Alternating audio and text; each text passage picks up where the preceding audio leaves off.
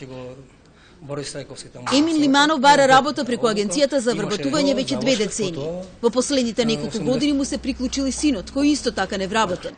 Завршил неколку курсеви обуки, но по ниту една досега не му се сменила животната ситуација. Од тоа нема фајде, бидејќи нели се организираат овие, меѓутоа нас само не имаат како бројка тука. Ние сме како бројка. Веројатно иницијативата не е лоша, ја поздравувам. Треба да се има движење околу тоа, но не е целта само да се движиме за нешто, а да не реализираме ништо. За тоа нешто на кој се надеваат Лиманов и неговиот син, односно за владините мерки кои им се на располагање на младите при вработување, се дискутираше денеска.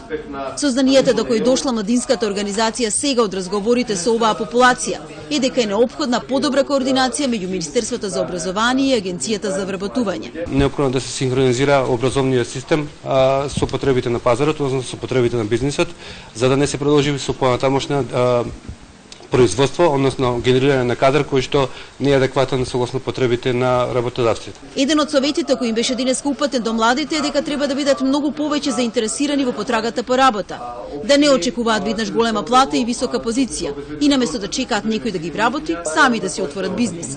Досегашните истражувања според кои сите овие совети се неважни во споредба со партиската книшка се без основа за Слободанка Алексовска, инаку раководител на секторот за вработување во град Скопје и член на советничката група на ВМРО-ДПМН.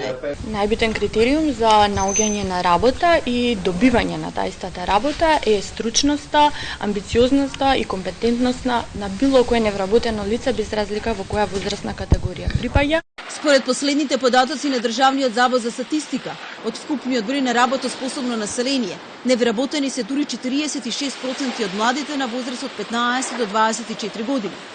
Младите, особено оние со завршено високо образование, се и најбројни меѓу оние кои заминуваат во странство.